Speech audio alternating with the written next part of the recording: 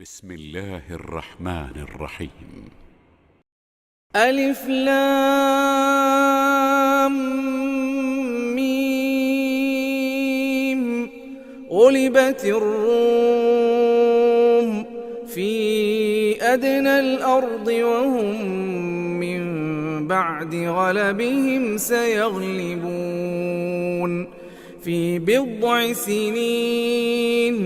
لله الأمر من قبل ومن بعد ويومئذ يفرح المؤمنون بنصر الله ينصر من يشاء وهو العزيز الرحيم. وعد الله لا يخلف الله وعده ولكن أكثر الناس لا يعلمون. السلام عليكم ورحمة الله وبركاته.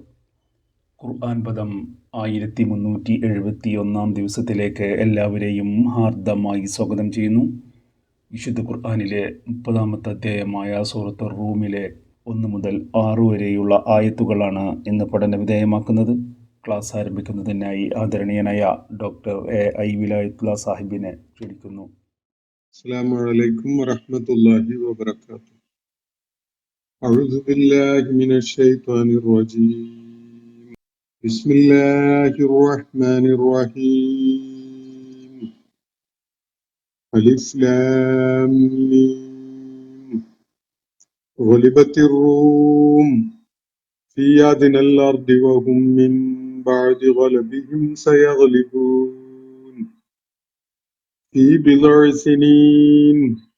لله الأمر من قبل ومن بعد ويومئذ يفرح المؤمنون بنصر الله ينصر من يشاء وهو العزيز الرحيم. وعد الله لا يخلف الله وعده ولكن أكثر الناس لا يعلمون. صدق الله العلي العظيم. സൂറത്തുർ റൂമിലെ ആദ്യത്തെ 6 ആയത്തുകൾ 1 മുതൽ 6 വരെയുള്ള ആയത്തുകൾ ആണ് ഞാൻ നിങ്ങളെ കേൾപ്പിച്ചിട്ടുള്ളത്. 3 ദിവസങ്ങളിലായിട്ട് നമ്മൾ ഈ സൂറത്തുമായി ബന്ധപ്പെട്ടുകൊണ്ടുള്ള പൊതുവായ പല കാര്യങ്ങളും ചർച്ച ചെയ്യുകയുണ്ടായി. ഈ സൂറത്തിന്റെ പേര്, അതിന്റെ അവതരണ കാലം, അതുപോലെ അതിന്റെ ചരിത്ര പശ്ചാത്തലം, അതിലെ ഉള്ളടക്കം തുടങ്ങിയിട്ടുള്ള വിഷയങ്ങളാണ് നമ്മൾ പിന്നിട്ട 3 ദിവസങ്ങളിലായിട്ട് വിശദമായി പഠന വിധേയമാക്കുകയുണ്ടായത്. ഈ കഴിഞ്ഞ 3 ദിവസങ്ങളിലെ ചർച്ചയിൽ വന്ന വിഷയങ്ങൾ വേണ്ട വിധത്തിൽ ഒന്ന് മനസ്സിൽ ഉറപ്പിച്ചു നിർത്തുന്നത് ഈ സൂറത്തിന്റെ തുടർന്നുള്ള പഠനത്തിന് വളരെ പ്രയോജനകരമായിരിക്കുമെന്നാണ് ഞാൻ മനസ്സിലാക്കുന്നത്. ആർക്കെങ്കിലും അത് ആവശ്യമായി തോന്നുന്നുവെങ്കിൽ അത് യൂട്യൂബിൽ അവൈലബിൾ ആണ്. അത് ഉപയോഗപ്പെടുത്തി ആവർത്തിച്ച് കേൾക്കാവുന്നതാണ്. ഒരു പശ്ചാത്തലം കൃത്യമായ ഒരു ധാരണയിൽ ഉണ്ടാകുന്നതിന് വേണ്ടിയാണ് വീണ്ടും കേൾക്കാൻ വേണ്ടി ഞാൻ സജസ്റ്റ് ചെയ്യുന്നത്. ഈ ആയത്തുകളിലേക്ക് വരാം.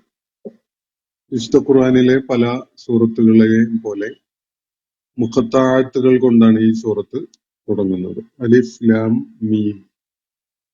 സൂറത്തുൽ ബഖറയുടെ തുടക്കം ഇങ്ങനെയാണ്. അതേപോലെ തന്നെയാണ് വേറെയും പല സൂറത്തുകളിലും ഇതേ 3 അക്ഷരങ്ങൾ മുഖത്തായത്ത് തുടക്കത്തിൽ വരുന്നുണ്ട്. അതുപോലെ ഈ സമാനതയുള്ളതും വ്യത്യസ്തമായതും ഒക്കെ ആയ അക്ഷരങ്ങൾ മുഖത്താഴത്തായിട്ട് വരുന്ന സൂറത്തുകൾ വേറെയും ധാരാളമുണ്ട്.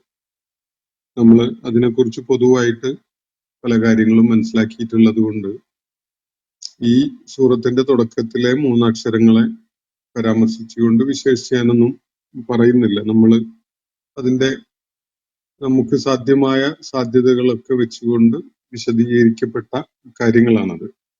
അലിഫ് ലാം റ എന്ന 3 അക്ഷരങ്ങൾ. അതിലെ ആദ്യത്തെ അക്ഷരം തീർച്ചയായിട്ടും ദൈർഘ്യം കുറഞ്ഞ വിധത്തിലും 2ഉം 3ഉം ദൈർഘ്യമുള്ള വിധത്തിലും ആണ് പാരായണം ചെയ്യുക. അതുകൊണ്ടാണ് അതിനൊരു മദ് എഴുത്തില് അതിന്റെ അക്ഷരങ്ങളുടെ മുകളിലായിട്ട് അടയാളപ്പെടുത്തിയിട്ടുള്ളത്. വളരെ ഡ്രാമാറ്റിക് ആയിട്ടുള്ള നാടകീയത മുറ്റി നിൽക്കുന്ന വിധത്തിലുള്ള ഒരു ഓപ്പനിങ് ആണ് ഈ സൂറത്തിന്റെ എന്ന് കാണാൻ കഴിയും. തുടക്കം തന്നെ ഗുലിബത്തി റോം അതിജയിക്കപ്പെട്ടിരിക്കുന്നു അല്ലെങ്കിൽ പരാജയപ്പെടുത്തപ്പെട്ടിരിക്കുന്നു എന്നാണ് ഇവിടെ തുടക്കത്തിൽ തന്നെ പറയുന്നത്. ഈ അതിനൽ അർള് സമീപ പ്രദേശത്തായിട്ട് തന്നെ റോം പരാജയപ്പെടുത്തപ്പെട്ടിരിക്കുന്നു, റോമിനെ അതിജയിച്ചിരിക്കുന്നു ഏതോ ഒരു കൂട്ടര്. ആ കൂട്ടർ ഇവിടെ പരാമർശിക്കുന്നില്ല.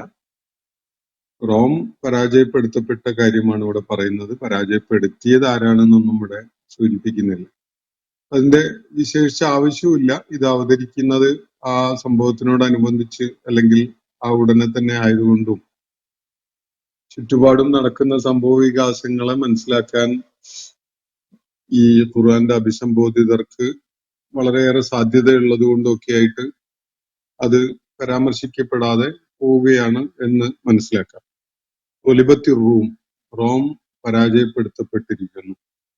എവിടെയാണ്? ഫി അതിനൽ അർള് ധന യജ്നു എന്ന് പറയുന്നത് അടുത്തായി എന്നാണ് അതിന്റെ സൂചന. അടുത്ത് തന്നെ അടുത്ത് വളരെ സമീപസ്ഥമായ ഭൂപ്രദേശങ്ങളിലായിട്ട്. ഇത് സൂചിപ്പിക്കുന്നത് ജോർദാൻ, സിറിയ, ഫലസ്തീൻ പ്രദേശങ്ങളിൽ റോമിന് നിയന്ത്രണമുണ്ടായിരുന്ന, റോമിന് വിധേയപ്പെട്ടുകൊണ്ട്, റോമാ സാമ്രാജ്യത്തിന്റെ വിധേയപ്പെട്ടുകൊണ്ട് കഴിഞ്ഞിരുന്ന ഭൂപ്രദേശങ്ങൾ. ഈ ഭൂപ്രദേശങ്ങളിൽ റോമിന് മേധാവിത്വമില്ലാതെയായി മാറിയ ആ സംഭവമാണ് ഇവിടെ പരാമർശിക്കുന്നത്.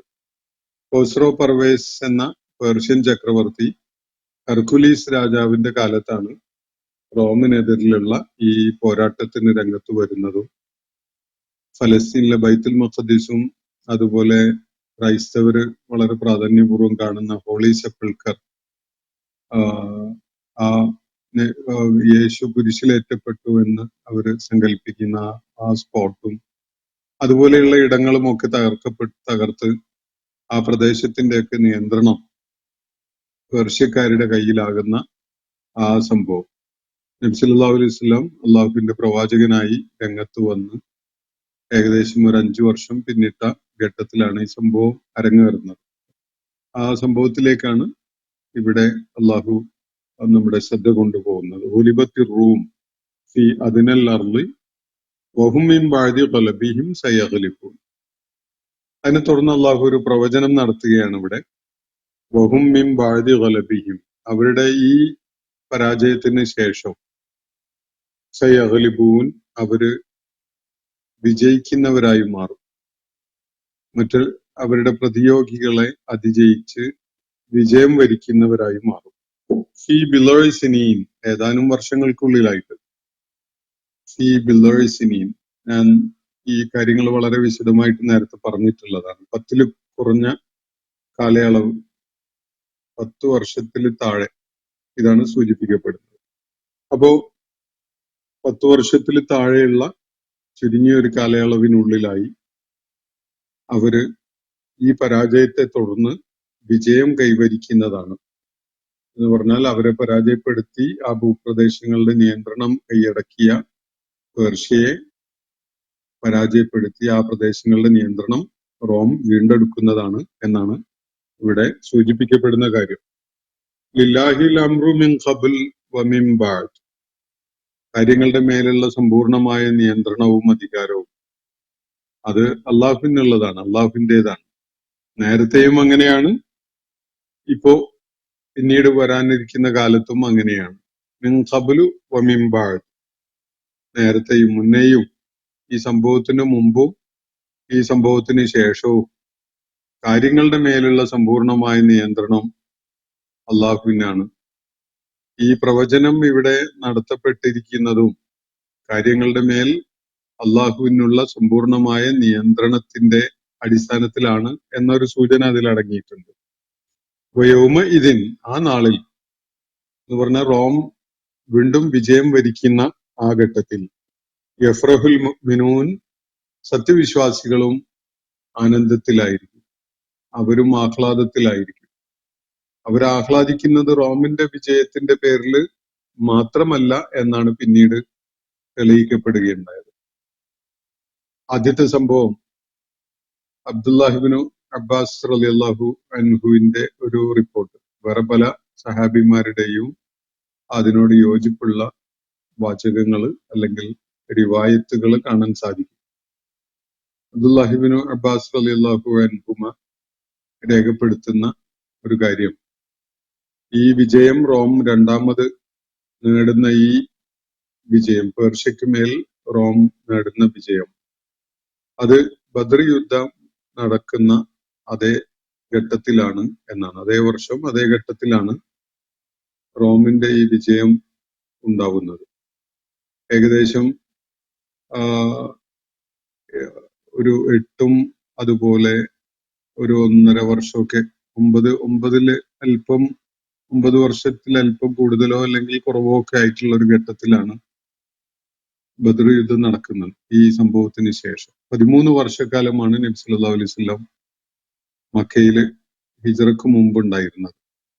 അതിൽ 5-ാമത്തെ വർഷമാണ് ഈ സംഭവം, പേർഷ്യ റോമിന്റെ പ്രദേശങ്ങൾ കൈയടക്കിയ ആ സംഭവം അരങ്ങേറുന്നതെങ്കിൽ ഖുർആൻ ഇവിടെ നടത്തുന്ന പ്രവചനം സത്യമായി പുലരുന്നത് ബദർ യുദ്ധത്തിന്റെ ഘട്ടത്തിലാണ്. ഹിജ്റയ്ക്ക് ശേഷം 1.5-2 വർഷം അടുക്കാവുന്ന ഘട്ടത്തിലാണ്. അപ്പൊ ഈ ഗണനം ഒരു 10-ൽ താഴെ വർഷങ്ങളുടെ ഒരു കാലവിളംബമാണ് ഈ 2 സംഭവങ്ങൾക്കും ഇടയിലായിട്ട് ഉണ്ടാവുന്നത്. ആ ഘട്ടത്തില് സത്യവിശ്വാസികളും സന്തോഷാഹ്ലാദത്തിലായിരിക്കും എന്നാണ് അള്ളാഹുവിടെ പറയുന്നത്. സത്യവിശ്വാസികളുടെ സന്തോഷം റോമിന്റെ പേർഷ്യക്ക് മേൽ നേടുന്ന വിജയത്തിന്റെ പേരിൽ മാത്രമല്ല, അവരുടെ സ്വന്തം കാര്യത്തിൽ തന്നെ അവര് വലിയൊരു വിജയം കൈവരിക്കുന്ന ഒരു സന്ദർഭമാണത് എന്നതിനാൽ അവര് ആഹ്ലാദത്തിലായിരിക്കും എന്ന ഒരു സൂചനയാണ് അത് പുലരുന്ന ഘട്ടത്തിൽ എല്ലാവർക്കും ബോധ്യപ്പെടുന്നത്. ഈ സൂറത്ത് അവതരിക്കുന്ന ഘട്ടത്തില് അതിന്റെ സൂചന എന്താണ് എന്നത് വേണ്ടത്ര വ്യക്തമായിരുന്നില്ല.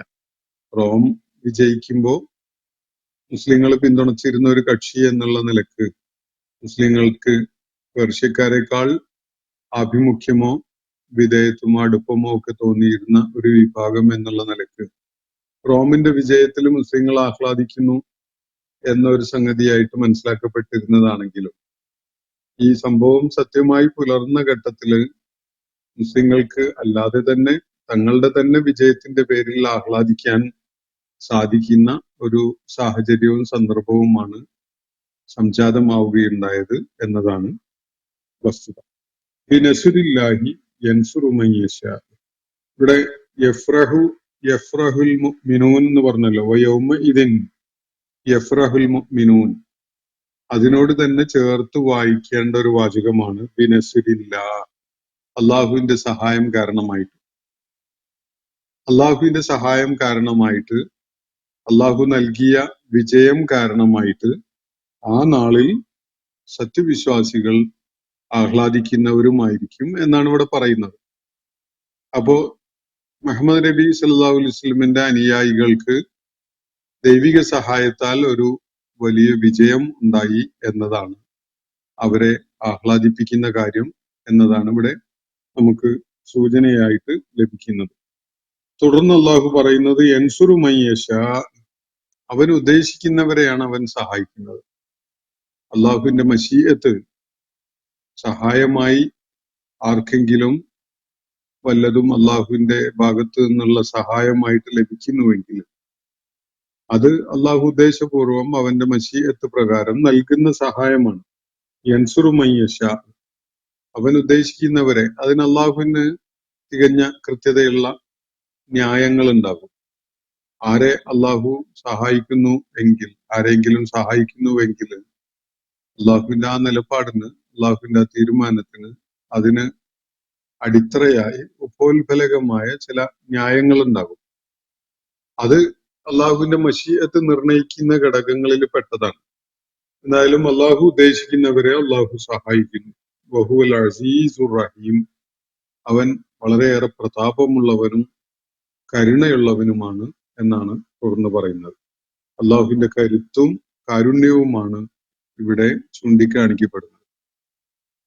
ദുർബലരായിരുന്ന വിശ്വാസികളെ സഹായിച്ചുകൊണ്ട് അവരെ ആഹ്ലാദചിത്തരാക്കി മാറ്റാൻ ഇസ്സത്തുടയവനായ അതുപോലെ റഹ്മത്തുടയവനായ അള്ളാഹുവിന്റെ മശീഅത്ത് ഉണ്ടാകുന്നു എന്നാണ് അള്ളാഹുവിടെ സൂചിപ്പിക്കുന്നത്. ഇതേ കാരണങ്ങളാൽ തന്നെ അള്ളാഹു റോമിനെ വിജയം വരിക്കാൻ സഹായിക്കുന്നു.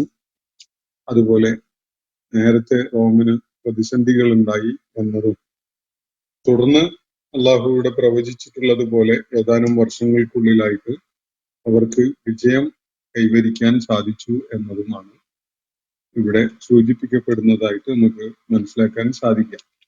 അള്ളാഹുവിന്റെ ഇസ്സത്തും റഹ്മത്തും ഈ രണ്ട് സംഗതികൾ അള്ളാഹു തീർച്ചയായിട്ടും ഈ രണ്ട് സാധ്യതകൾ ഉള്ളവനായതുകൊണ്ട് അവന്റെ ഇസ്സത്തും റഹ്മത്തും ഒക്കെ കാരണമായിട്ടാണ് ഈ സംഭവങ്ങൾ ഇങ്ങനെ ഉണ്ടായി വന്നത് എന്നതാണ് സൂചിപ്പിക്കപ്പെടുന്ന ഒരു കാര്യം. അപ്പോ തുടർന്ന് 6-ാമത്തെ ആയത്തില് അള്ളാഹു പറയുന്നത് വഅദല്ലാഹി, അള്ളാഹുവിന്റെ വാഗ്ദാനമാണിത്. അള്ളാഹു നേരത്തെ നടത്തിയിട്ടുള്ള ഈ വിജയ വാഗ്ദാനം രണ്ട് വിഭാഗങ്ങളെ, മുസ്ലിങ്ങളെ സംബന്ധിച്ചിടത്തോളവും വിശ്വാസികളെ സംബന്ധിച്ചിടത്തോളവും റോമിന്റെ കാര്യത്തിലും രണ്ടും ആ നിലക്ക് കാണാവുന്നതാണ്. അള്ളാഹുവിന്റെ വാഗ്ദാനമാണ്. ലാ യുഖ്ലിഫുല്ലാഹു വഅദഹു, അള്ളാഹു അവന്റെ വാഗ്ദാനങ്ങൾ ഒരിക്കലും തന്നെ ലംഘിക്കുകയില്ല. സത്യവിശ്വാസികൾക്ക് അള്ളാഹു നൽകിയിരുന്ന വിജയ വാഗ്ദാനം അത് അക്ഷരം പ്രതി പുലരുന്നത് ബദറിൽ നമുക്ക് കാണാൻ സാധിക്കുകയാണ്. ഒരുപക്ഷെ റോമൻ സമൂഹത്തിന് അവരുടെ പോരാട്ടത്തിന്റെ അല്ലെങ്കിൽ അവരുടെ അവസ്ഥകളിൽ അള്ളാഹുവിടെ പ്രവചിച്ചിട്ടുണ്ട്. പക്ഷെ അവർക്ക് വാഗ്ദാനമായിട്ട് അള്ളാഹു അത് അറിയിച്ചിട്ടുണ്ടോ എന്നത് നമുക്കറിയില്ല. അങ്ങനെ സൂചനയൊന്നും നമുക്ക് ലഭിക്കുന്നില്ല. എന്തായാലും അറിയിച്ചതാണെങ്കിലും ഇല്ലെങ്കിലും അള്ളാഹു നൽകിയ വാഗ്ദാനം, ആ വാഗ്ദാനം അള്ളാഹു ഒരിക്കലും ലംഘിക്കുകയില്ല. അത് സത്യമായി പുലരുക തന്നെ ചെയ്യും. ഈ വഅദല്ലാഹി എന്നത് വേണമെങ്കിൽ ഖുർആന്റെ സാകല്യ സാഹചര്യത്തിൽ മനസ്സിലാക്കിക്കൊണ്ട് അത് മുഅ്മിനുകളുമായി ബന്ധപ്പെട്ടുകൊണ്ടുള്ള വാഗ്ദാനം മാത്രമായി പരിമിതപ്പെടുത്തി മനസ്സിലാക്കുന്നതിലും ഇതിന്റെ ഭാഷാപരമായി നമുക്ക് തെറ്റൊന്നും കാണാൻ കഴിയുകയില്ല. ലാ യുഖ്ലിഫുല്ലാഹു വഅദഹു, അള്ളാഹു അവന്റെ വാഗ്ദാനം ലംഘിക്കുകയില്ല. വലാകിൻ അക്സറ അന്നാസി ലാ യഅലമൂൻ, എന്നാൽ ജനങ്ങളിലേറെ പേരും അത് മനസ്സിലാക്കുന്നില്ല, അവർക്ക് അതിനെക്കുറിച്ച് അറിയില്ല. അള്ളാഹുവിന്റെ വാഗ്ദാനം എത്രത്തോളം ആശ്രയിക്കാവുന്നതാണ്, അത് എത്രത്തോളം സത്യമായി പുലരാനുള്ളതാണ് എന്ന കാര്യം ജനങ്ങൾ അതിനെക്കുറിച്ച് വേണ്ട വിധത്തിൽ ബോധമുള്ളവരല്ല. അവര് അതിനെക്കുറിച്ച് വേണ്ട വിധത്തിൽ അറിവുള്ളവരല്ല എന്നാണ് അള്ളാഹുവിടെ സൂചിപ്പിക്കുന്നത്. അള്ളാഹുവിന്റെ വാഗ്ദാനമാണ് ഇത്. വിശ്വാസികളെ സംബന്ധിച്ചിടത്തോളം അവർക്ക് അള്ളാഹു വാഗ്ദാനം ചെയ്ത വിജയം അവർക്ക് നേടാൻ സാധിച്ചിരിക്കുന്നു. അള്ളാഹു ഒരിക്കലും തന്നെ അവന്റെ വാഗ്ദാനം ലംഘിക്കുകയില്ല. ജനങ്ങൾ അതിനെക്കുറിച്ച് വേണ്ട ബോധമുള്ളവരല്ലെങ്കിലും അള്ളാഹുവിന്റെ വാഗ്ദാനം ആശ്രയിക്കാവുന്ന സംഗതി തന്നെയാണ് എന്നതാണ് ഇവിടെ ബോധ്യപ്പെടുത്തുന്നത്. അപ്പോ ഈ 6 ആയത്തുകളിലായിട്ട് വളരെ സുപ്രധാനമായ ഒരു ചരിത്ര സംഭവം, അത് ഹിയർ ആൻഡ് നൗ എന്ന വിധത്തിൽ, ഇവിടെ ഇപ്പോൾ എന്ന വിധത്തില് പ്രാധാന്യമുള്ള ഒരു കാര്യമാണ്. അതിനൊരു നാടകീയതയുടെ ഒരു സ്വഭാവം ആ ഘട്ടത്തിലുണ്ട്. ആ സംഭവം അരങ്ങേറിയ ഉടനെയുള്ള അവതരണമാണല്ലോ ഈ ആയത്തുകളുടേത്. അപ്പോ അതിനെക്കുറിച്ചൊരു പ്രവചനം അല്ലെങ്കിൽ അതിനെക്കുറിച്ചൊരു പ്രസ്താവന അള്ളാഹു നടത്തുകയാണ് ഇവിടെ എന്ന് കാണാൻ കഴിയും. ഇത്തരത്തിലുള്ള ദേശീയമോ അന്തർദേശീയമോ ആയ രാഷ്ട്രീയ സംഭവ വികാസങ്ങളെ പരാമർശിച്ചുകൊണ്ട് വിശുദ്ധ ഖുർആനിൽ വേറെ ഇതുപോലെയുള്ള പ്രഖ്യാപനങ്ങൾ ഉണ്ടായിട്ടുണ്ടോ എന്നത് എന്റെ ശ്രദ്ധയിലുള്ളത് ഏതായാലും ഇല്ല. വേറെ എന്റെ ശ്രദ്ധയിൽ വന്നിട്ടില്ലാത്ത ഏതെങ്കിലും ഉണ്ടോ എന്നുള്ളത് നമ്മൾ നോക്കി കാണേണ്ടതുണ്ട്. എന്തായാലും ഈ സൂറത്ത് റൂമില് വളരെ കൂടുതലൊന്നും ഏതായാലും ഇല്ല എന്നുള്ളത് ഉറപ്പാണ്. സൂറത്ത് റൂം അതിന്റെ തലക്കെട്ട് മുതൽ അതിന്റെ പ്രഭാഷണത്തിന്റെ അടങ്ങിയിട്ടുള്ള വിഷയങ്ങൾ അതിന്റെ അവസാനം വരെ ഈ ഒരു പ്രാധാന്യം സമകാലിക അന്തർദേശീയ രാഷ്ട്രീയ സംഭവ വികാസങ്ങളുമായി ബന്ധപ്പെട്ടുകൊണ്ടുള്ള അതിന്റെ പ്രാധാന്യം വളരെ ശ്രദ്ധേയമാണ് എന്ന് സൂചിപ്പിക്കുകയാണ്. റോം പരാജയപ്പെടുത്തപ്പെട്ടിരിക്കുന്നു. വളരെ സമീപ പ്രദേശത്ത് തന്നെയായിട്ട് അവരുടെ ഈ പരാജയത്തിന് ശേഷം വളരെ ചുരുങ്ങിയ സമയത്തിനുള്ളിൽ പരിമിതമായ വർഷങ്ങൾക്കുള്ളിലായിട്ട് അവര് വീണ്ടും വിജയം വരിക്കും. കാര്യങ്ങളുടെ നിയന്ത്രണം നേരത്തെയും പിന്നീടും അള്ളാഹുവിന്റെ കയ്യിൽ തന്നെയാണ്. ആ നാളിൽ ഈ റോമൻ സമൂഹം ഈ വിജയം നേടുന്ന ഘട്ടത്തില് സത്യവിശ്വാസികളും ആഹ്ലാദത്തിലായിരിക്കും. ബിനസ്രില്ല, അള്ളാഹുവിന്റെ അവർക്ക് ഏറ്റുവാങ്ങാൻ സാധിച്ച സഹായവും വിജയവും ഒക്കെ കാരണമായിട്ട് അള്ളാഹു അവൻ ഉദ്ദേശിക്കുന്നവർക്ക് സഹായമേകുന്നു. അവൻ കരുത്തുള്ളവനും അജയ്യനും കരുണയുള്ളവനുമാണ്. അവന്റെ വാഗ്ദാനം തീർച്ചയായിട്ടും അള്ളാഹു അവന്റെ വാഗ്ദാനം ലംഘിക്കുകയില്ല. ജനങ്ങൾക്ക് അതിനെക്കുറിച്ച് വലിയ ബോധമൊന്നുമില്ലെങ്കിലും എന്നാണ് ഈ നമ്മൾ വായിച്ചു വെച്ച ഭാഗത്ത് പരാമർശിക്കപ്പെട്ടിട്ടുള്ള ഈ കാര്യങ്ങളാണ് പറഞ്ഞിട്ടുള്ളത്. അപ്പോ ഈ സൂറത്തുമായി ബന്ധപ്പെട്ടുകൊണ്ട് ചില കാര്യങ്ങൾ നമ്മൾ മിക്കവാറും ഒക്കെ ഈ ആയത്തുകളുമായി ബന്ധപ്പെട്ടുകൊണ്ടുള്ള കാര്യങ്ങൾ ഞാൻ നേരത്തെ ഈ സൂറത്തിനെ പരിചയപ്പെടുത്തിക്കൊണ്ട് സംസാരിച്ചതിൽ പറഞ്ഞു കഴിഞ്ഞിട്ടുള്ളതാണ്. ചില കാര്യങ്ങൾ കൂടി നമ്മൾ ഇതുമായി ബന്ധപ്പെട്ടതായി മനസ്സിലാക്കിക്കൊണ്ട് ഉൾക്കൊള്ളാവുന്നതാണ്. ഇപ്പോ അബിസീനിയയിലേക്കുള്ള ഹിജ്റ നടക്കുന്ന ആ വർഷത്തിലാണ് ഈ സംഭവം, ഈ റോമിന്റെ പരാജയവും അതിനെക്കുറിച്ചുള്ള ഖുർആന്റെ പരാമർശവും ഒക്കെ ഉണ്ടാവുന്നത് എന്നത് നമ്മൾ നേരത്തെ കാണുകയുണ്ടായി. നജാഷി രാജാവ്, എത്യോപ്യയിലെ രാജാവ്, അബിസീനിയയിലെ രാജാവ് സത്യവിശ്വാസികളുടെ മക്കയിൽ നിന്ന് വന്ന ആ സംഘത്തിന് അഭയം നൽകിയായിരുന്നു. അവരെ തിരിച്ചയക്കുകയുണ്ടായില്ല. മുശ്രിക്കുകളുടെ പ്രതിനിധികൾ അവിടെ വന്ന് ദിവസങ്ങളോളം പരിശ്രമിച്ചെങ്കിലും അവരെ തിരിച്ചയക്കാൻ നജാഷി രാജാവ് സന്നദ്ധനായില്ല എന്നതാണ് ചരിത്രം വെളിപ്പെടുത്തുന്ന കാര്യം.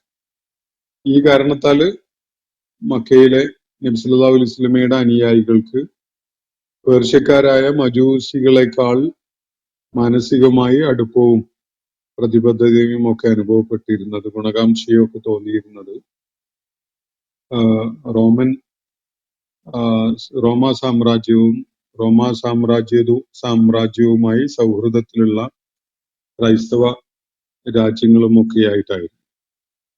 അത് സത്യവിശ്വാസികൾക്ക് തണലേകിയ അഭയമേകിയ ഒരു കൂട്ടർ എന്നുള്ള നിലക്കും വേറെ നിലക്ക് നബി സല്ലല്ലാഹു അലൈഹി വസല്ലമയുടെ റിസാലത്തിനെയും നുബുവത്തിനെയും ഒന്നും തള്ളിക്കളയുന്ന ഒരു പ്രവണത ക്രൈസ്തവ സമൂഹത്തിൽ ആ ഘട്ടത്തിൽ ഉടലെടുത്തിട്ടുണ്ടായിരുന്നില്ല എന്നതിനാലുമാണ്. അതിനും ഒരു കാരണമുള്ളത് ഇസ്ലാമിക പ്രബോധനം, നബി സല്ലല്ലാഹു അലൈഹി വസല്ലമയുടെ ദൗത്യ നിർവഹണം മക്കയുടെ അതിർത്തി വിട്ട് പുറത്തോട്ട് അങ്ങനെ പോയി തുടങ്ങിയിട്ടുണ്ടായിരുന്നില്ല എന്നതുകൂടിയാണ്. ക്രൈസ്തവര് തുടക്കത്തിൽ മക്കൾക്ക് വെളിയിലുമുള്ളവരായ ക്രൈസ്തവര് വളരെ ഓപ്പൺ മൈൻഡഡ് ആയ വിധത്തില് നബി സല്ലല്ലാഹു അലൈഹി വസല്ലമയുടെ ദൗത്യ നിർവഹണത്തെ കാണുകയും അതിനെ അംഗീകരിക്കുകയും സത്യമാർഗം സ്വീകരിക്കുകയൊക്കെ ചെയ്തുകൊണ്ടിരിക്കുന്നുണ്ട്. ആ ഘട്ടത്തില് ഇസ്ലാമിനോട് വ്യാപകമായ തോതിലുള്ള ശത്രുതയൊന്നും അവർക്കിടയിൽ ആ ഘട്ടത്തില് വളർന്നിട്ടുണ്ടായിരുന്നില്ല. അപ്പോ ഇവിടെ ഈ ആയത്തുകളിൽ സൂചിപ്പിക്കപ്പെട്ട ലില്ലാഹിൽ അംറു മിൻ ഖബ്ലു വമിൻ ബഅദ് എന്ന് പറഞ്ഞൊരു കാര്യമുണ്ടല്ലോ. അപ്പോ ഈ ഇവിടെ പേർഷ്യ റോമിന് മേൽ നേടിയിട്ടുള്ള വിജയം കാര്യങ്ങൾ അള്ളാഹുവിന്റെ നിയന്ത്രണത്തിൽ നിന്ന് പോയതാണോ? പിന്നീട് പേർഷ്യക്ക് മേൽ റോം വിജയം വരിക്കുന്നത് അള്ളാഹു തന്റെ താൻ ഫേവർ ചെയ്തുകൊണ്ടിരിക്കുന്ന സമൂഹത്തിന് ആ പ്രദേശങ്ങൾ തിരിച്ചു പിടിക്കാൻ കഴിഞ്ഞത് കാര്യങ്ങൾ അള്ളാഹുവിന്റെ നിയന്ത്രണത്തിലേക്ക് വീണ്ടും കൊണ്ടുവരുന്നതാണോ എന്നൊക്കെയുള്ള വിധത്തിലുള്ള ചർച്ചയും ആലോചനകളും ഒക്കെ ആളുകൾ നടത്തിന്ന് വരും. അള്ളാഹുവിടെ പറയുന്നത് കാര്യങ്ങളുടെ നിയന്ത്രണം, അധികാരം പൂർണ്ണമായിട്ടും അത് നേരത്തെ ഉണ്ടായ കാര്യങ്ങളുടെ കാര്യത്തിലും ഇനി വരാനിരിക്കുന്ന കാര്യങ്ങളുടെ കാര്യത്തിലും അള്ളാഹുവിന്റെ മശീയത്ത് അനുസരിച്ച് മാത്രമേ എന്തും സംഭവിക്കുകയുള്ളൂ. അതൊരു അടിസ്ഥാന വസ്തുതയാണ് എന്നത് നമ്മൾ മനസ്സിലാക്കേണ്ടതുണ്ട്. അതിലേക്കുള്ള ഒരു സൂചനയാണ് ലില്ലാഹിൽ അംറു മിൻ ഖബ്ലു വമിൻ ബഅദ് എന്ന് പറയുന്ന ആ കാര്യം സൂചിപ്പിക്കുന്നത്. അതുപോലെ രണ്ടും പേർഷ്യയുടെ നേരത്തെ റോമിന് മേലുണ്ടായ വിജയവും പിന്നീട് റോം പേർഷ്യയെ ഈ പ്രദേശത്ത് നിന്ന് തുരത്തുകയുണ്ടായ കാര്യമൊക്കെ തന്നെ ഇതൊന്നും അള്ളാഹുവിന്റെ നിയന്ത്രണത്തിൽ നിന്ന് പുറത്തു പോയത് കൊണ്ട് സംഭവിക്കുന്ന കാര്യങ്ങളല്ല എന്നതാണ് സൂചിപ്പിക്കപ്പെടുന്ന കാര്യം. അപ്പോ അബ്ദുല്ലാഹിബിൻ അബ്ബാസ് റളിയല്ലാഹു അൻഹുമായും അതുപോലെ അബൂ സഈദ് അൽ ഖുദരി, സുഫിയാൻ ബിൻ സൗരി തുടങ്ങിയ പ്രമുഖരായ സഹാബിമാര് അവരുടെ വിവരണങ്ങളിൽ വ്യക്തമാക്കുന്നത് ഈ പേർഷ്യയെ റോം യുദ്ധത്തിൽ കീഴ്പ്പെടുത്തുന്ന സംഭവം ഉണ്ടാകുന്നത് മുസ്ലിങ്ങൾ ബദർ യുദ്ധത്തിൽ പങ്കെടുത്ത അല്ലെങ്കിൽ ബദർ യുദ്ധം അരങ്ങേറിക്കൊണ്ടിരുന്ന ആ ഘട്ടത്തിലാണ് എന്നതാണ്. അതുകൊണ്ട് മുസ്ലിങ്ങളുടെ ആ സന്ദർഭത്തിലുള്ള പ്രത്യേകമായ ആഹ്ലാദം എന്നത് അവരുടെ തന്നെ വിജയം കാരണമായിട്ട് അള്ളാഹുവിന്റെ സഹായത്താൽ അവർക്ക് വിജയം ഉണ്ടായതിനാലാണ് എന്ന സൂചന പ്രമുഖ സഹാബിമാര് അവരുടെ വിവരണങ്ങളിൽ ഇത് സംബന്ധമായിട്ട് നടത്തുന്നുണ്ട്. ഇത് അവർക്ക് ഇരട്ടി ആഹ്ലാദവും സന്തോഷവുമാണ് നൽകിയുണ്ടായത് എന്ന വിധത്തിലാണ് അവരതിനെ വിവരിക്കുന്നത്. റോമിന്റെ വിജയം അവരെ ആഹ്ലാദിപ്പിച്ചു, അതേപോലെ തന്നെ അവരുടെ സ്വന്തം വിജയവും അവരെ ആഹ്ലാദിപ്പിക്കുകയുണ്ടായി എന്നാണ് അവര് ചൂണ്ടിക്കാണിക്കുന്നത്. അപ്പോ ഈ ഘട്ടത്തില് റോമിനെതിരെയുള്ള പേർഷ്യയുടെ മുന്നേറ്റം പേർഷ്യയുടെ തലസ്ഥാന നഗരിയിൽ അവര് പ്രതിഷ്ഠിച്ചിരുന്ന അല്ലെങ്കിൽ ഉണ്ടാക്കി വെച്ചിരുന്ന അവരുടെ വലിയ അഗ്നികുണ്ഡമുണ്ട്. അവർ അഗ്നി ആരാധകരാണല്ലോ. ഈ അഗ്നികുണ്ഡം കെടുത്തിക്കളഞ്ഞു, അതിലെ തീ കെടുത്തിക്കളഞ്ഞു റോമാക്കാരുടെ സൈനിക ഇടപെടലിനെ തുടർന്ന് എന്നൊക്കെയുള്ള സൂചനകൾ കാണാൻ കഴിയും. അപ്പോ പേർഷ്യക്ക് ആ ഘട്ടത്തിൽ ഉണ്ടായത് വലിയ തിരിച്ചടിയാണ്, വലിയ പരാജയമാണ് എന്നതിന്റെ ഒരു സൂചന കൂടിയാണ് ഈ സംഭവം. അപ്പോ ആ വിഷയം ഞാൻ അവിടെ അവസാനിപ്പിക്കുകയാണ്. ഇന്നത്തെ നമ്മൾ പഠന വിധേയമാക്കിയ 6 ആയത്തുകളുമായി ബന്ധപ്പെട്ടുകൊണ്ടുള്ള ചർച്ച അവിടെ അവസാനിക്കുകയാണ്. ഒരു ചോദ്യം ഒന്നല്ല, 1-2 ചോദ്യങ്ങൾ ഇവിടെ വന്നതുണ്ട്. അതിലൊന്ന് ഞാൻ നിങ്ങളെ കേൾപ്പിക്കാം. ഇത് കൊടുവള്ളിയിൽ നിന്ന് ജുബൈർ സാഹിബ് അയച്ചിട്ടുള്ള ഒരു ചോദ്യമാണ്. ഇപ്പോഴത്തെ പാഠഭാഗവുമായി ബന്ധമുള്ളതല്ല, പൊതുവായ ഒരു ചോദ്യമാണ്. നബി സല്ലല്ലാഹു അലൈഹി വസല്ലം മരിച്ച് 3 ദിവസം കഴിഞ്ഞാണല്ലോ ഖബറടക്കം നടന്നത്. ഇത് സഹാബികൾ തമ്മിലുള്ള അധികാര തർക്കം കൊണ്ട് നബിയുടെ ഭൗതിക ശരീരത്തോട് പോലും നീതി പുലർത്താൻ ശ്രമിച്ചില്ല എന്ന ഒരു വിമർശനം ഉണ്ടല്ലോ ഇത് സംബന്ധമായി. എന്താണ് ഇത്രയും ഡിലേ ഉണ്ടാകാൻ കാരണമായത് എന്നതാണ് അദ്ദേഹത്തിന്റെ ചോദ്യം. ഇത് സംബന്ധമായിട്ട് ചരിത്ര സ്രോതസ്സുകളിൽ നിന്ന് മനസ്സിലാക്കാൻ പറ്റുന്ന കാര്യം, നബി സല്ലല്ലാഹു അലൈഹി വസല്ലം വഫാത്താവുന്നത് റബീഉൽ അവ്വലിലെ ഒരു തിങ്കളാഴ്ച ദിവസമാണ്. തിങ്കളാഴ്ച ഉച്ചയ്ക്ക് ശേഷമാണ് നബി സല്ലല്ലാഹു അലൈഹി വസല്ലം വഫാത്താവുന്നത്. നബി സല്ലല്ലാഹു അലൈഹി വസല്ലമയുടെ മയ്യിത്ത്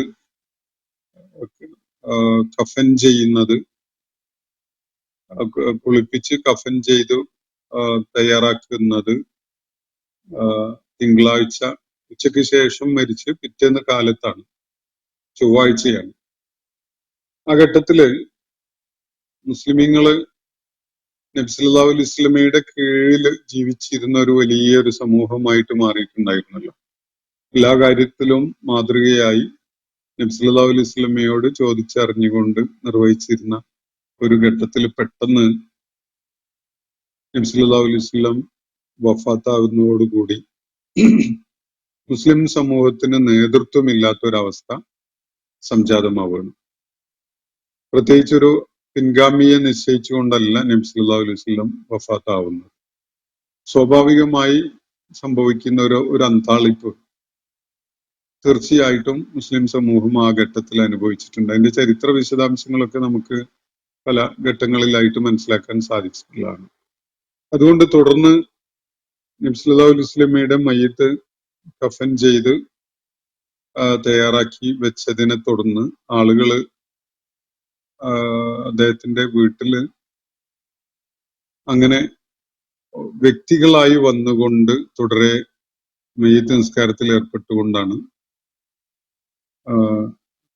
അത് നീണ്ടുപോവുകയാണ്. അത് ഒരു പകലും ഒരു രാത്രിയുടെ ഭാഗമൊക്കെ ആയിട്ട് അത്രയും സമയമെടുത്തുകൊണ്ട് ധാരാളം ആളുകൾ തുടരെ വന്ന് നമസ്കരിക്കുന്ന ഒരു അവസ്ഥയാണ് അവിടെ സംജാതമാവുന്നത്. സമാന്തരമായി പല കാര്യങ്ങളും നടക്കുന്നുണ്ട്. അവിടെ കാര്യങ്ങളുടെ മേലൊരു നിയന്ത്രണം ഉണ്ടാകുന്ന വിധത്തില് ഒരാളും നേതാവായി രംഗത്ത് വന്നിട്ടുണ്ടായിരുന്നില്ല തുടക്കത്തിൽ. പിന്നീട് കാര്യങ്ങള് അബൂബക്കർ റളിയല്ലാഹു അൻഹു ഖലീഫയായി തെരഞ്ഞെടുക്കപ്പെട്ടതിനെ തുടർന്നാണ് കാര്യങ്ങൾക്ക് ഒരു നേതൃത്വം ഉണ്ടായി വരുന്നതൊക്കെ. അപ്പോ ആ ചൊവ്വാഴ്ച പകലും ചൊവ്വാഴ്ച പകലിനെ തുടർന്നുള്ള ആ രാത്രി സമയവും, രാത്രി കുറച്ച് ഭാഗം, ബുധൻ പുലരുന്നതിന് മുമ്പായിട്ട് തന്നെ നബി സല്ലല്ലാഹു അലൈഹി വസല്ലമയുടെ മയ്യിത്ത് ഖബറടക്കം ചെയ്യപ്പെടുന്നുണ്ട്. അപ്പൊ 3 ദിവസം പിന്നിട്ടു എന്ന് പറയുന്നത് വസ്തുതാപരമല്ല. തിങ്കളാഴ്ച ഉച്ചയ്ക്ക് ശേഷം ആണ് നബി സല്ലല്ലാഹു അലൈഹി വസല്ലം വഫാത്താവുന്നത്. അദ്ദേഹത്തിന്റെ മയ്യിത്ത് അതിനുവേണ്ടി തയ്യാറാക്കിയൊക്കെ വരുന്നത് പിറ്റേ ദിവസം കാലത്താണ്. അങ്ങനെ അന്ന് രാത്രി പിറ്റേന്ന് നേരം പുലരുന്നതിന് മുമ്പായിട്ട് നബി സല്ലല്ലാഹു അലൈഹി വസല്ലമയുടെ മയ്യിത്ത് ഖബറടക്കം ചെയ്യപ്പെടുന്നുണ്ട്. അതില് 2-3 കാര്യങ്ങള് അനിശ്ചിതത്വമുള്ള ഒരവസ്ഥ ഉണ്ടായിരുന്നു. ഒന്ന്, നബി സല്ലല്ലാഹു അലൈഹി വസല്ലമയുടെ മയ്യിത്ത് കൈകാര്യം ചെയ്യേണ്ടത് എങ്ങനെയാണ്, എവിടെയാണ് ആളുകൾക്ക് കാണാനും മയ്യിത്ത് നിസ്കരിക്കാനൊക്കെ വേണ്ടി വെക്കേണ്ടത്, അതുപോലെ എവിടെയാണ് ഖബറടക്കം ചെയ്യേണ്ടത് തുടങ്ങിയ കാര്യങ്ങളിൽ തീരുമാനമാവാത്ത ഒരു അനിശ്ചിതത്വം ഉണ്ടായിരുന്നു. ഒന്ന്, മുസ്ലിം സമൂഹത്തിന് ആര് നേതൃത്വം കൊടുക്കണം എന്ന കാര്യത്തിൽ തന്നെ ഒരു തീരുമാനം ആവാത്തൊരവസ്ഥയാണ്. ഈ കാര്യങ്ങളിൽ തീരുമാനം എടുക്കാൻ അതും ആളുകൾക്ക് ഒരു ആശയക്കുഴപ്പമുണ്ടായിരുന്ന ഒരവസ്ഥ നിലനിൽക്കുന്നുണ്ട്. ഇതില് ഞാൻ മനസ്സിലാക്കിയെടുത്തോളം അസ്വാഭാവികമായിട്ട് യാതൊന്നുമില്ല. കാരണം ഒരു സമൂഹത്തിന്റെ സകല കാര്യങ്ങളും ശ്രദ്ധിച്ചുകൊണ്ട് നേതൃത്വം കൊടുത്തിരുന്ന ഒരു നേതാവ്, ആ നേതാവാണ് എല്ലാറ്റിനും ഉണ്ടായിരുന്നത്, അവരുടെ ആശ്രയമായിട്ടുണ്ടായിരുന്നത്. ആ ഒരു പദവിയിലേക്കോ അല്ലെങ്കിൽ അതിനോട് ചേർന്ന് നിൽക്കുന്ന ഒരു പദവിയിലോ ഒന്നും മറ്റൊരു നേതാവ് ആ ഘട്ടത്തിൽ ഉണ്ടായിരുന്നില്ല. നമസ്കാരത്തിന് നേതൃത്വം നൽകാൻ അബൂബക്കർ റളിയല്ലാഹു അൻഹു പല സന്ദർഭത്തിലും നിർദ്ദേശിക്കപ്പെട്ടിരുന്നു എന്നതൊക്കെ ഒഴിച്ചു നിർത്തിയാൽ മുസ്ലിം സമൂഹത്തിന് ഒരേ ഒരു നേതാവ് ആ ഘട്ടത്തിൽ ഉണ്ടായിരുന്നുള്ളൂ. പെട്ടെന്ന് ആ നേതാവ് യാത്രയാകുന്നതോടുകൂടി ആ നേതാവിന്റെ മയ്യിത്ത് എങ്ങനെ കൈകാര്യം ചെയ്യണം, എങ്ങനെ യാത്ര അയക്കണം തുടങ്ങിയിട്ടുള്ള കാര്യങ്ങളിൽ പോലും ഒരു നേതൃത്വം നൽകാൻ ഉടനടി ഒരു തീരുമാനമാവുക എന്നത് സംഭവിക്കുന്നില്ല. സ്വാഭാവികതയുള്ള ഒരു കാര്യമാണത്.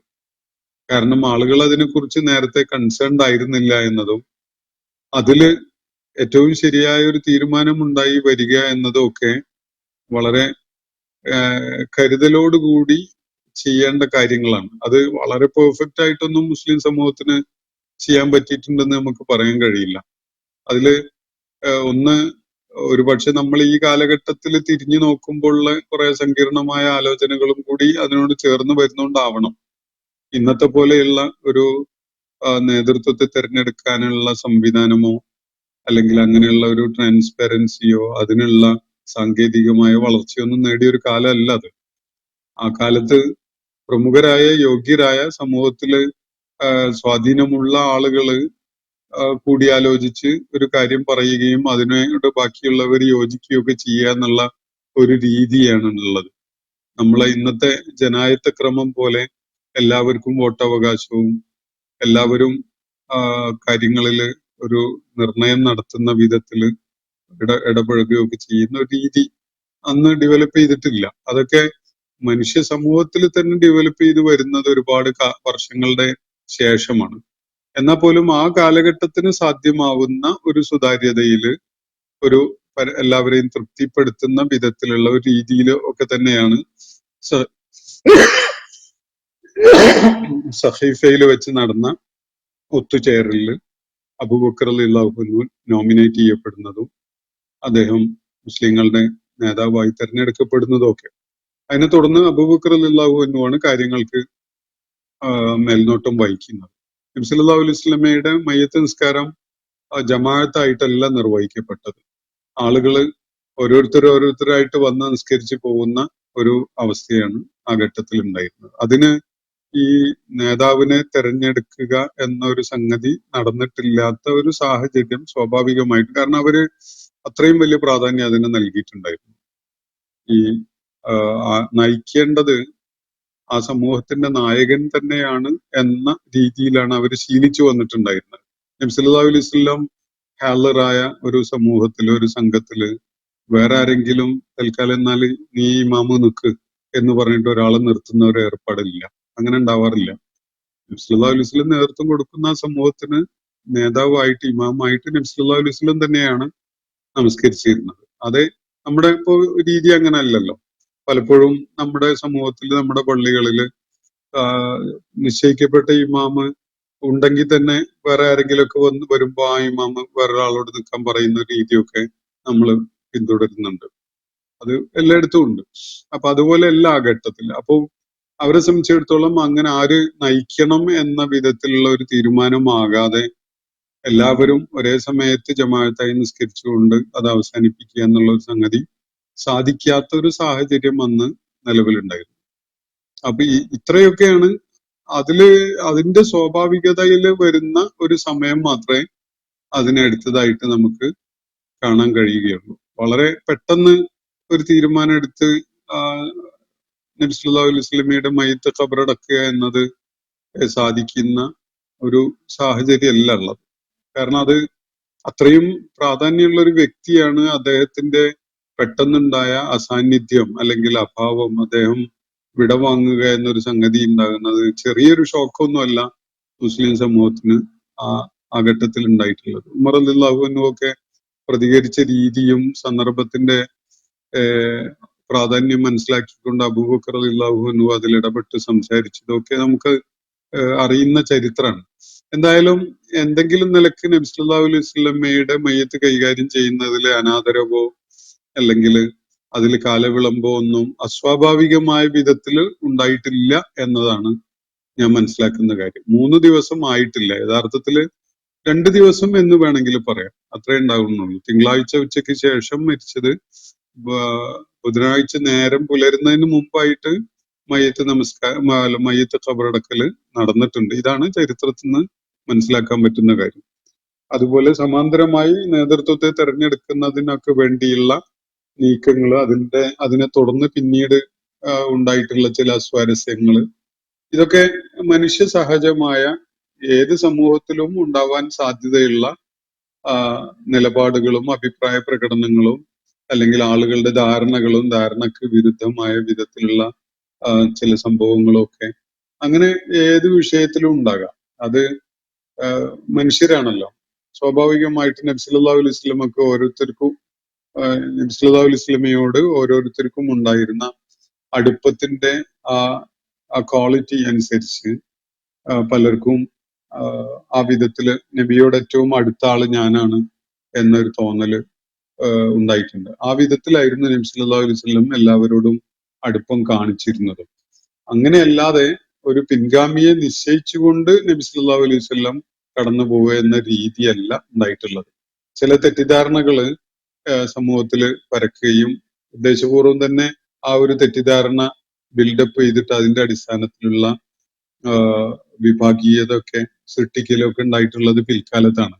നബി സല്ലല്ലാഹു അലൈഹി വസല്ലം പിന്നെ അദ്ദേഹം ഒരുപക്ഷെ ചിലരെ പിൻഗാമിയായി വരണം എന്ന് ആഗ്രഹിച്ചിട്ടുണ്ടാകാം, അത് സൂചന നൽകിയിട്ടുണ്ടാകാം. അതേ സമയത്ത് തന്നെ അക്കാര്യത്തിൽ അള്ളാഹു അങ്ങനെ ഒരു തീരുമാനം നടപ്പിലാക്കാൻ അല്ലെങ്കിൽ അനുയായികളോട് പ്രഖ്യാപിക്കാൻ നബി സല്ലല്ലാഹു അലൈഹി വസല്ലമയെ അനുവദിച്ചതായിട്ട് നമുക്ക് എവിടെയും കാണാനും പറ്റുന്നില്ല.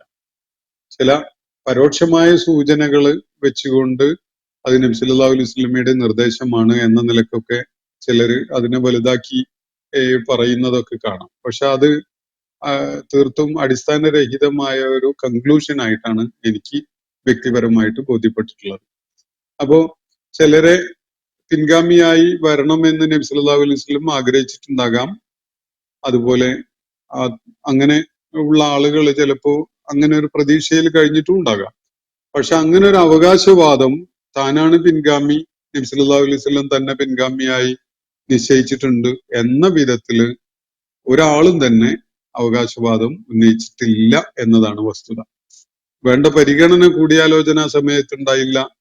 നബി സല്ലല്ലാഹു അലൈഹി വസല്ലമയുടെ മയ്യിത്ത് പരിചരിക്കുന്നതിലായിട്ട് ഏർപ്പെട്ടു പോയത് കൊണ്ട് സഹീഫയിലെ സമ്മേളനത്തിന് എത്താൻ പറ്റിയില്ല എന്നൊക്കെയുള്ള അവസ്ഥയും പ്രശ്നമുള്ള ആളുകൾ ഉണ്ടായിരുന്നു. തീർച്ചയായിട്ടും അതിനെ നിഷേധിക്കേണ്ട കാര്യമൊന്നുമില്ല.